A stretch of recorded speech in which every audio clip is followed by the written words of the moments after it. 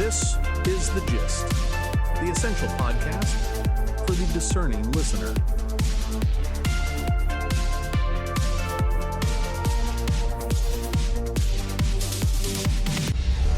Welcome to The Gist. Today is Sunday, August 16th, 2026. I'm John. And I'm Mary. We are your smart friends on the go. Let's get right to the gist view. Today, we are looking at the real bottleneck in the artificial intelligence boom. It is not silicon chips, it is electricity. Legacy heavy machinery companies are suddenly the gatekeepers of the digital age. Take Cummins and Caterpillar. Cummins booked $2.6 billion selling data center power equipment last year. They project up to 35% growth this year. Caterpillar now gets 14% of its total sales from energy. Why? Because hyperscalers, those massive cloud service providers like Amazon Web Services, need reliable backup power. They are buying up huge diesel and natural gas generators. Research firm Gartner projects global data center power demand will jump from 104 gigawatts in 2025 to 132 gigawatts this year. Orders for these massive generators are already booked through 2028. By supplying these generators, old-school hardware firms are basically levying a physical tax on the artificial intelligence boom. They get paid no matter which software giant wins the tech race. But there is a catch. If the artificial intelligence capital spending bubble bursts, these legacy companies take a massive hit.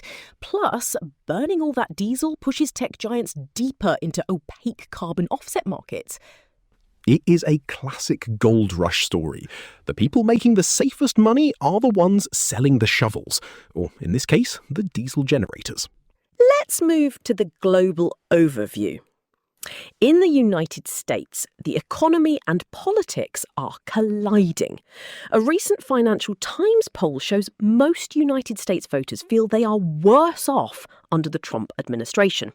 Meanwhile, crypto is getting a major federal stamp of approval. The OCC, a federal banking regulator, just gave preliminary approval for World Liberty Trust Company to operate as a national trust bank. The bank is led by Zach Witkoff. He is the son of the president's Middle East envoy. The trust manages United States D1. That is a stablecoin, a cryptocurrency pegged directly to the United States dollar to minimize price volatility. It already has $4 billion in circulation. The incentive here is clear. Crypto projects are gaining direct access to traditional federal banking infrastructure. Over in Ukraine, the defence industry is privatising fast. Meet Irina Terek. She is 34 and used to work in concrete design. Now she is the CEO of a defence startup called Firepoint. Firepoint is pumping out hundreds of drones a day. They are also building 100 Flamingo cruise missiles every month. These missiles have a 3,000-kilometre range and a massive 1,150-kilogram payload. Private capital is pouring in. It is completely industrialising Ukraine's long-range strike capabilities. The resource flow is shifting from sluggish government arsenals to agile private startups. Back in the United States, let's look at everyday friction. Washington Metro bus drivers are now required to verbally quote the $2.25 fare to riders. Transit unions are pushing back hard. They say this forces direct confrontation over sticky prices. It shifts the burden of fare collection and the risk of angry passengers away from the institution and directly onto frontline workers. Time for the European perspective. Up in the skies over Romania, NATO is showing its teeth. Yesterday, a Spanish F-18 fighter jet shot down an unmanned drone. The drone breached Romanian airspace about 15 miles north of Galati. This is the fourth interception this year. Just last month, domestic F-16s took down 3 Russian drones.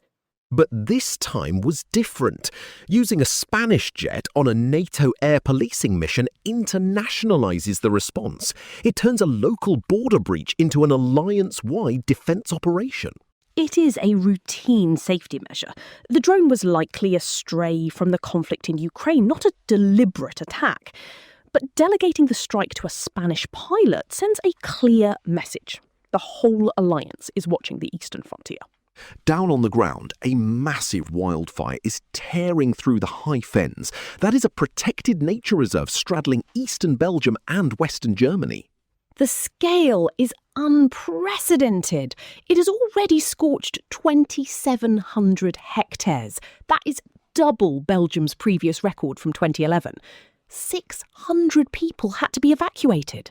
The European Union had to step in. They deployed 3 helicopters and 2 water bombers. We are seeing a major shift in resources here. Disaster management is moving away from local municipalities and relying on integrated continental infrastructure. Finally, a quick note on artificial intelligence. A new study from the Centre for Economic Policy Research tested large language models against the International Monetary Fund's complex economic reports. The result?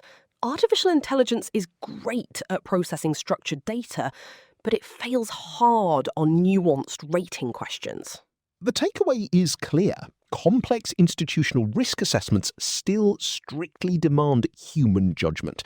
Artificial intelligence can summarize the spreadsheet, but a human still has to read the room. And that brings us to the end of today's show.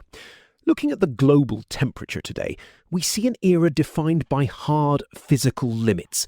Tech giants are hitting the boundaries of the electrical grid, local towns are hitting the limits of their firefighting budgets, and artificial intelligence is hitting the limits of human nuance.